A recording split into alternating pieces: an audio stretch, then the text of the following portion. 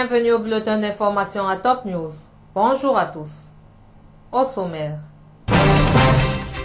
Les États-Unis aident Bagdad à reprendre Tikrit avec des vols de reconnaissance. Yémen, 5 manifestants tués, 80 blessés par balle à Taïz. Crash d'un Airbus, aucun survivant. Voici les détails. L'armée arabe syrienne a poursuivi ses opérations contre les terroristes dans les banlieues de Daraa et de Quneitra. Une source militaire a indiqué à l'agence officielle Sana que des unités de l'armée ont éliminé des éléments de 2 groupes terroristes au nord-est du village de Samlin et au nord de celui de Zamrin dans la banlieue de Daraa. La source a ajouté qu'une autre unité de l'armée avait tué et blessé des terroristes du Front al-Nosra à Tal Messara dans la banlieue de Quneitra.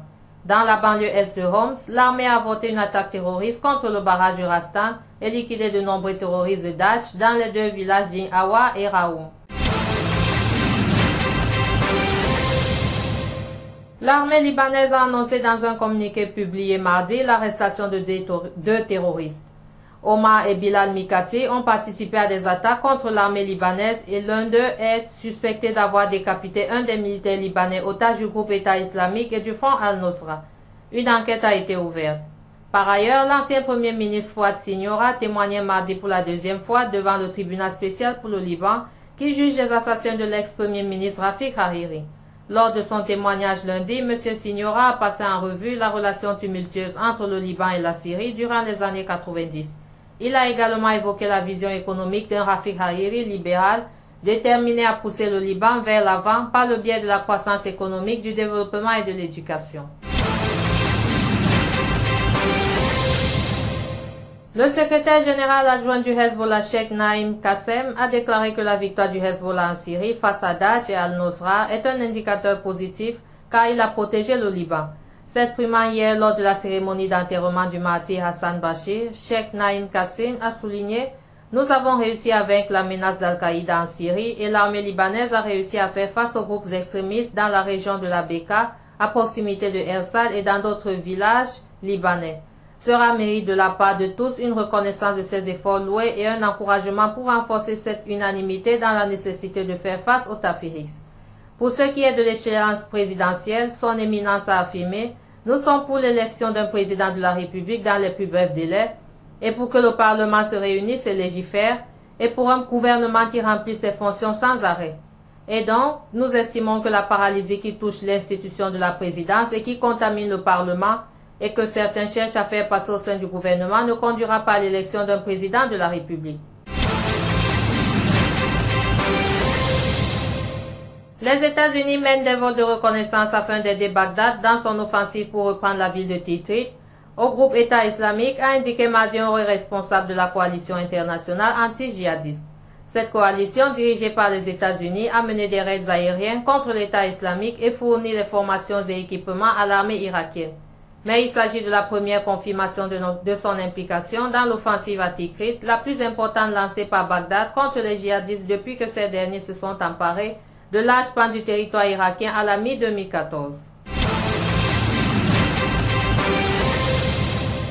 5 personnes ont été tuées et 80 blessés mardi à Taïz, sud-ouest du Yémen, quand des miliciens chiites ont ouvert le feu sur une manifestation hostile à leur présence dans la ville, selon des sources médicales et des responsables. Les manifestants protestaient pour la 3e journée consécutive contre la milice chiite des Houthis qui s'est emparée ce week-end de l'aéroport, d'un campement des forces spéciales et d'autres installations à Taïz, ont indiqué à l'AFP ses sources. Les hôpitaux ont lancé un appel au don du sang pour faire face au grand nombre de blessés, a déclaré une source médicale, ajoutant que le bilan risquait de s'alourdir. Il n'y a aucun survivant dans le crash des Alpes françaises de l'Airbus A320 de la compagnie Germanwings, qui avait 148 personnes à bord, a déclaré à la presse le secrétaire d'État français au transport Alain Vidali.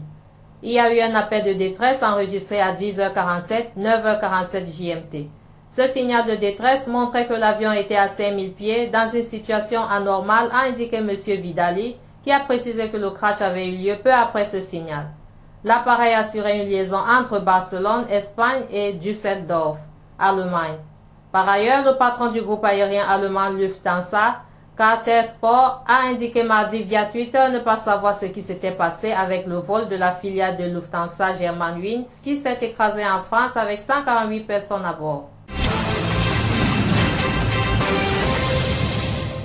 13 civils passagers d'un bus qui se rendait dans le sud de l'Afghanistan ont été abattus par des hommes armés dans la nuit de lundi à mardi dans la province de Wardak, près de la capitale afghane Kaboul, a-t-on appris auprès de responsables locaux. Vers 1h du matin, un groupe d'hommes armés a ouvert le feu sur les passagers d'un bus à Aftayab, dans la province de Wardak, tuant 13 personnes dont une femme, a dit à l'AFP Atollah Ghorghani, porte-parole du gouverneur de la province, en précisant que le bus se rendait à Kandahar Sud.